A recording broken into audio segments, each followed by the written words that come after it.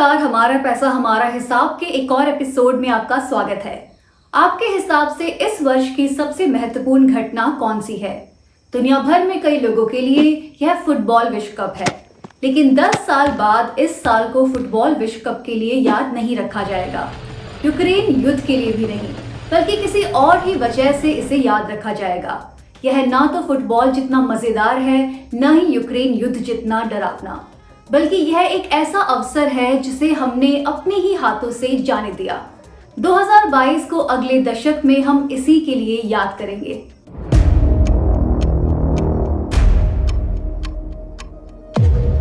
तब दुनिया के कुछ हिस्से इन हॉलीवुड फिल्मों से मिलते जुलते होंगे, कुछ बाढ़ग्रस्त, कुछ बंजर और जीवन यापन करने के लिए मुश्किल। और घबराने वाली बात यह है कि दुनिया खुद ही इस आपदा के रास्ते पर चल रही है। औद्योगिक क्रांति के बाद से पृथ्वी का तापमान बढ़ता जा रहा है। यह निश्चित हो गया है कि अगले दशक में यह खतरे की रेखा 1.5 डिग्री सेल्सियस को पार कर जाएगी। हर साल दुनिया भर के प्रतिनिधि संयुक्त राष्ट्र जलवायु परिवर्तन सम्मेलन में मिलते हैं, जहां वे इस दुनिया को सुरक्षित रखने का संकल्प लेते हैं और आपदा को टालने के लिए नई योजना बनाते हैं। COP27, President Shukri, Your Majesties, Excellencies, dear friends. इस बार यह सम्मेलन मिस्र में था, जो पूरी तरह विफल रहा। कार्बन उत्सर्जन को कैसे कम किया जाए, यह हमेशा से एक चिंता का विषय रहा है। इसका अर्थ है कि कोयले, तेल और गैस के इस्तेमाल को कम करना पड़ेगा। ब्रिटेन के ग्लासगो में पिछले साल किए गए बड़े वादों के बाद भी तापमान अभी भी बढ़ रहा है। इससे यही साबित होता है कि अब तक किए गए उपाय पर्याप्त नहीं है, या जो वादे किए गए थे उन पर लागू नहीं किया गया। इसके बावजूद इस 27वें सम्मेलन में पिछले वादों को भी नजरअंदाज कर दिया गया।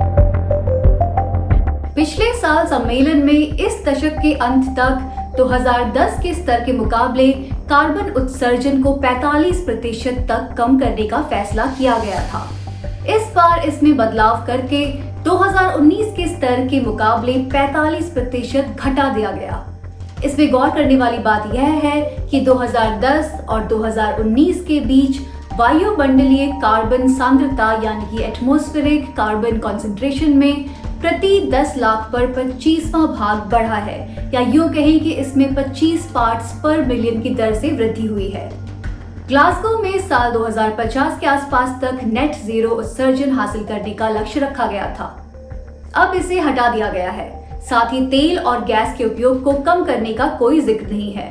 कम उत्सर्जन वाले ऊर्जा स्रोतों को बढ़ावा देने की बात को यहाँ शामिल किया गया है, जिसका अर्थ है कि प्राकृतिक गैस का अधिक उपयोग किया जाना चाहिए।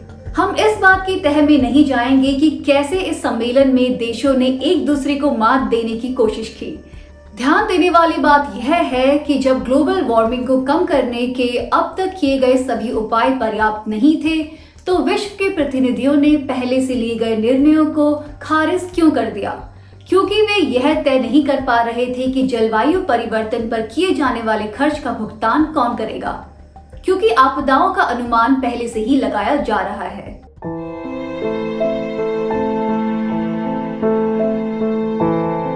पाकिस्तान में 1 महीने तक बाढ़ ने लगभग पूरे देश को अपनी चपेट में ले लिया। यूरोप से चीन तक गर्म लहरें चली। अमेरिका में समुद्री तूफान ने तबाही मचा दी। सभी प्रमुख खाद्य भंडारों में उत्पादन गिर रहा है। विकसित राष्ट्र अभी भी आसानी से जी सकते हैं और अपने प्रभावित नागरिकों को मुआवजा दे सकते हैं, लेकिन गरीब देश ऐसा नहीं कर सकते। उनके पास ऐसा करने के लिए पैसा या साधन नहीं है। पिछले कुछ समय से वातावरण में जमा हो रहा कार्बन उत्सर्जन विकसित देशों की ही देन है, जो वैश्विक तापमान को बढ़ा रहा है। They have created huge amount of wealth by this same process of industrial extremist capitalism. So their capacities of, and they have through this the technologies have also developed. So it's a tri-junction. Their responsibilities, their capacities in finance, capacities in technology, all are there.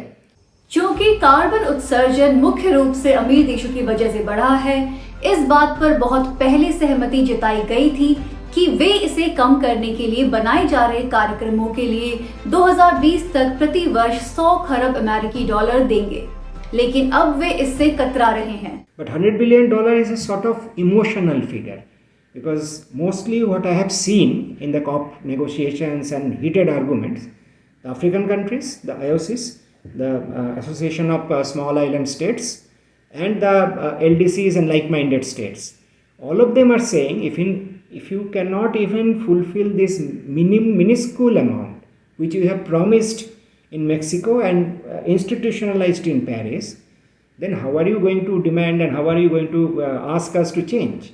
और अमीर देश जितनी भी धनराशि देते हैं वह ऋण के रूप में अधिक होती है और अनुदान या सहायता के रूप में कम, यानी मुफ्त में कोई मदद नहीं करता।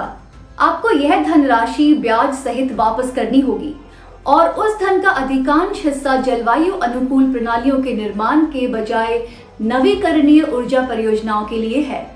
जलवायु फंड लाभ कमाने का एक और अवसर बन गया है। Like if you give money, huge amount loan to metro rail projects or high-speed electric rail projects, like happening in India. Indian metro rail is largely financed by Japan. And Japan is one country which has provided a large amount of climate finance in their own estimate, but almost 70% of it is loans. So that's their own claim, that's climate finance, but I don't think that can be really considered as a climate finance. विकासशील देशों को मंझधार में छोड़ने के बाद अमीर देश अब बड़े पैमाने पर गैस की खोज कर रहे हैं। यहाँ तक कि अफ्रीका और एशिया के थोड़ा कम अमीर देश भी ऐसा ही कर रहे हैं। यूक्रेन युद्ध ने व्यापार के नए अवसर खोल दिए हैं। जैसे ही तेल और गैस की कीमत बढ़ती है, तेल कंपनियां अधिक लाभ कमाती हैं और अपने लाभ को बढ़ाने के लिए नई परियोजनाएं भी लेकर आती हैं। दुनिया के सबसे बड़े तेल उत्पादकों ने पिछले एक साल में ऐसी परियोजनाओं में 58 खरब डॉलर निवेश किए हैं और आने वाले वर्ष में 23 खरब का और निवेश करने का इरादा है, यानी ईंधन का इस्तेमाल और भी बढ़ने की उम्मीद है। और इसका मतलब है जलवायु आपदा का और पास आना। हर कोई इससे परिचित है, लेकिन रूस को सबक सिखाने और साथ ही कुछ और डॉलर कमाने के लिए इस पृथ्वी के बजाय ईंधन के अधिक इस्तेमाल को प्राथमिकता दी जा रही है। After COVID and after particularly the Russian invasion and Russia-Ukraine war, most of the European countries have gone back to coal. So 2021 emission has again shot up. A few of them are trying to stick to some parts, but even Germany, which was always very liberal with climate financing, one of the countries which were liberal with the climate finance, even they have gone back largely to oil and coal.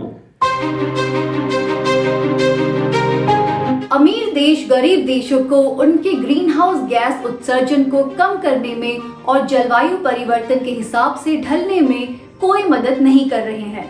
एक साल में 100 अरब dollar की मदद से भी इनकार कर दिया गया है। इस बीच मिस्र सम्मेलन ने दक्षिण के देशों को सूखे, बाढ़, समुद्र के बढ़ते फैलाव और अन्य आपदाओं से होने वाले नुकसान से लड़ने के लिए एक नया नुकसान और क्षति कोष यानी कि लॉस एंड डैमेज फंड बनाने का निर्णय लिया है। फंड का ब्यौरा, जैसे इसके लिए कौन कौन योगदान देगा और कितना योगदान देगा, यह अगले साल तय किया जाएगा। लेकिन सवाल है कि क्या विकसित देश इसमें सहयोग करेंगे? क्या वे अपनी कोई भी वित्तीय जिम्मेदारी को पूरा करेंगे? See, in Cancun, the decision one of CP16 was to create a green climate fund, which was created with now headquarters in Korea, in Songdo.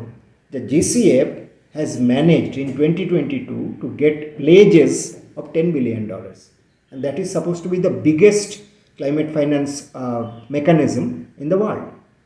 So, as I again said, much more than $100 billion will flow, but most of it will flow to renewable energy projects, commercial renewable energy projects, some transportation projects. इस बीच भारत ने अब तक की अपनी सबसे बड़ी कोयला खदान नीलामी की घोषणा की है। इसमें 11 राज्यों की 141 खदानें शामिल हैं। प्रधानमंत्री मोदी ने पिछले साल ग्लासगो में जो भी बड़े बड़े वादे किए थे, वे सब गायब हो गए हैं।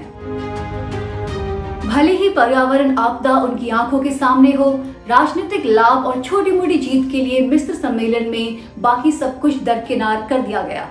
दुनिया भर के देश काफी समय से जलवायु परिवर्तन को नजरअंदाज कर रहे हैं, लेकिन अब इन्हें इससे बचने का दूसरा मौका नहीं मिलेगा। दुनिया को विनाश की तरफ ले जाने वाली यात्रा शुरू हो चुकी है और 2022 का 27वां जलवायु सम्मेलन इसकी रफ्तार में इजाफा करने वाले के रूप में याद किया जाएगा। हमारा यह बुलेटिन देखने के लिए धन्यवाद। वीडियो को लाइक करें और चैनल को सब्सक्राइब।